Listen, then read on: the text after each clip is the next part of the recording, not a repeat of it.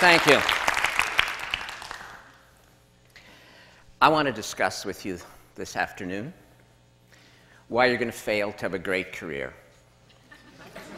I'm an economist. I do dismal. End of the day, it's ready for dismal remarks. I only want to talk to those of you who want a great career. I know some of you have already decided you want a good career. You're going to fail too, because, goodness, you're all cheery about failing. Canadian group, undoubtedly. Those trying to have good careers are going to fail because really good jobs are now disappearing.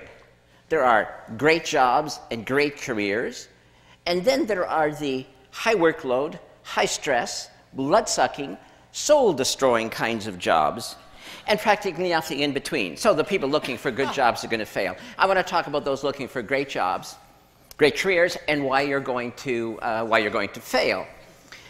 First reason is that no matter how many times people tell you, if you want a great career, you have to pursue your passion, you have to pursue your dreams, you have to pursue the greatest fascination in your life. You hear it again and again, and then you decide not to do it. It doesn't matter how many times you download Stephen Jay's Stanford commencement address, you still look at it and decide not to do it. I'm not quite sure why you decide not to do it. You're too lazy to do it, it's too hard, you're afraid if you look for your passion and don't find it, you'll feel like you're an idiot. So then you make excuses about why you're not going to look for your passion. And they are excuses, ladies and gentlemen. We're going to go through a whole long list. Your creativity and thinking of excuses not to do what you really need to do if you want to have a great career. So for example, one of your great excuses is, well, great careers are really and truly, for most people, just a matter of luck.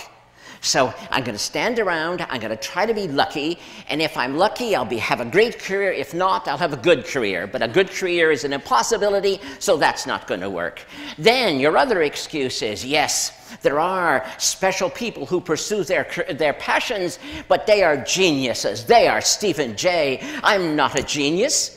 When I was 5, I thought I was a genius, but my professors have beaten that idea out of my head long since. And now I know I am completely competent. Now you see, if this was 1950, being completely competent, that would have given you a great career. But guess what? This is almost 2012, and saying to the world, I am totally, completely competent, is damning yourself with the faintest of praise. And then, of course, another excuse. Well, I would do this, but, well, after all, I'm not weird. Everybody knows that people who pursue their passions are somewhat obsessive, a little strange. Okay, you know, a fine line between madness and genius. I'm not weird. I've read Stephen Jay's biography. Oh my goodness, I'm not that person. I am nice. I am normal. I'm a nice, normal person, and nice, normal people don't have passion. But I still want a great career. I'm not prepared to pursue my passion, so I know what I'm going to do, because I have a solution, I have a strategy. It's the one Mommy and Daddy told me about. Mommy and Daddy told me that if I worked hard, I'd have a good career. So if you work hard and have a good career, if you work really, really, really hard, you'll have a great career. Doesn't that, like, mathematically make sense? Not. But you've managed to talk yourself into that. You know what? Here's a little secret. You want to work? You want to work really, really, really hard? You know what? You'll succeed. The world will give you the opportunity to work really, really, really, really hard. But are you so sure that that's going to give you a great career when all the evidence is to the contrary? So let's deal with those of you who are trying to find your passion. You actually understand that you really had better do it. Never mind the excuses. You're trying to find your passion, and you're so happy. You found something you're interested in. I have an interest. I have an interest. You tell me. You say, I have an interest. I say, that's wonderful. And what are you trying to tell me? Well, I have an interest. I say, do you have a passion? I have an interest, you say. Your interest is compared to what? Well, I'm interested in this. And what about the rest of humanity's activities? I'm not interested in them. You've looked at them all, have you? No, not exactly. Passion is your greatest love. Passion is the thing that will help you create the highest expression of your talent. Passion, interest, it's not the same thing. Are you really going to go to your sweetie and say, marry me? You are interesting. Won't happen. Won't happen, and you will die alone. What you want is passion. It is beyond interest. You need 20 interests, and then one of them might be grab you, one of them might engage you more than anything else, and then you may have found your greatest love in comparison to all the other things that interest you. And that's what passion is. Now, that friend proposed to his sweetie.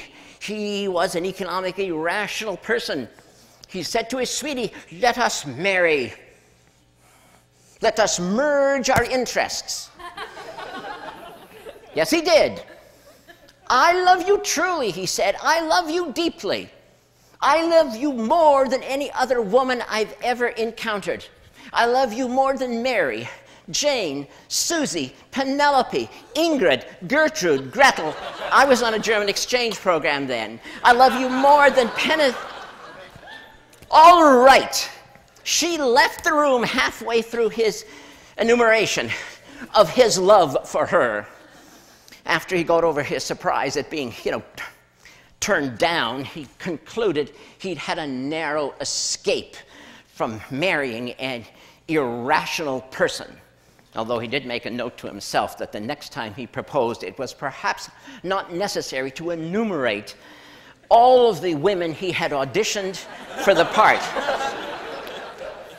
But the point stands. You must look for alternatives so that you find your destiny. Or are you afraid of the word destiny? Does the word destiny scare you? That's what we're talking about. And if you don't find the highest expression of your talent, if you settle for interesting, what the hell ever that means, do you know what will happen at the end of your long life? Your friends and family will be gathered in the cemetery, and there, beside your grave site, will be a tombstone, and inscribed on that tombstone it will say, "Here lies a distinguished engineer who invented Velcro."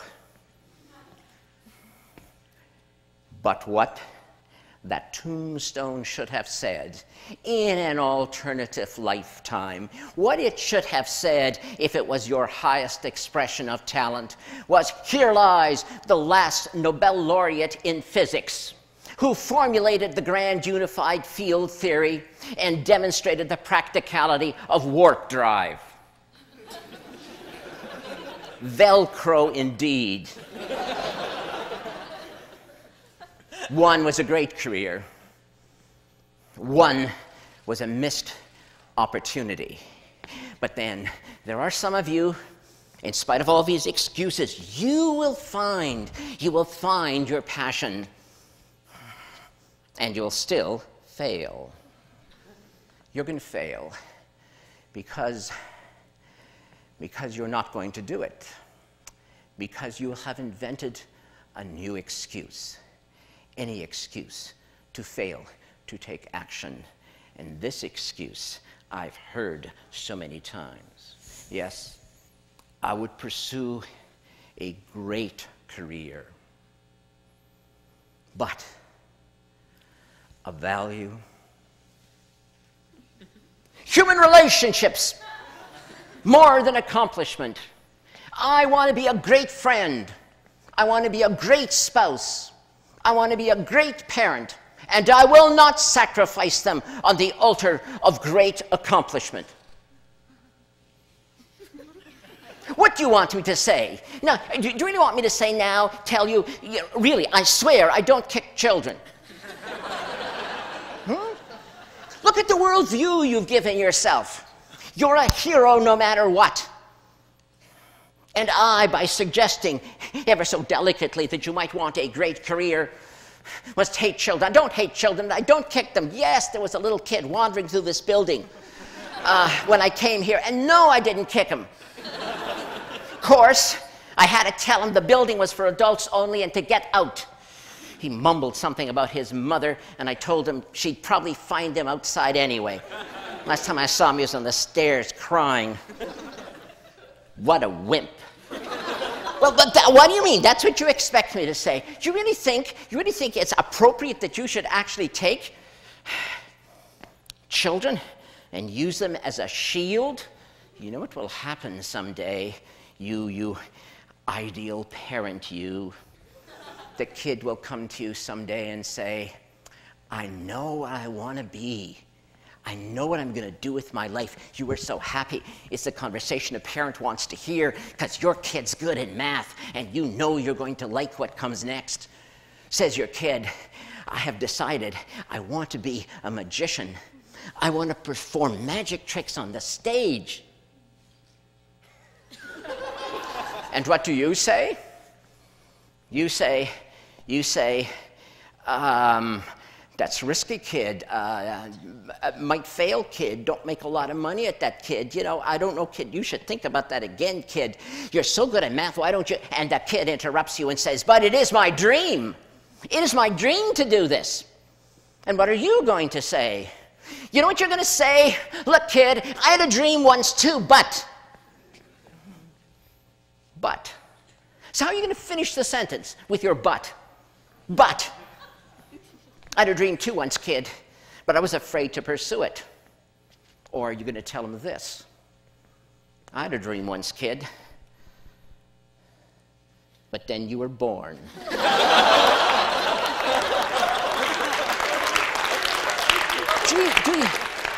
Do you really want to use your family? Do you really ever want to look at your spouse and your kid and see your jailers?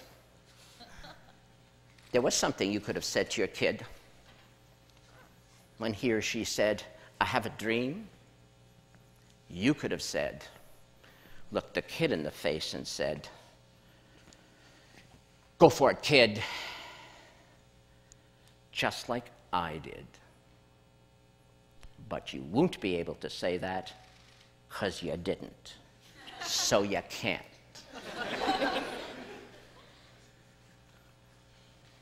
And so the sins of the parents are visited on the poor children. Why will you seek refuge in human relationships as your excuse not to find and pursue your passion? You know why. In your heart of hearts, you know why, and I'm being deadly serious. You know why you would get all warm and fuzzy and wrap yourself up in human relationships. It is because you are. You know what you are. You are afraid to pursue your passion. You're afraid to look ridiculous. You're afraid to try. You're afraid you may fail. Great friend. Great spouse, great parent, great career. Is that not a package? Is that not who you are? How can you be one without the other? But you are afraid. And that's why you are not going to have a great career. Unless that most evocative of all English words, unless. But the unless word is also attached to that other most terrifying phrase. If only I had, if only I had, if you ever have that thought ricocheting in your brain, it will hurt a lot. So those are the many reasons why you're going to fail to have a great career. Unless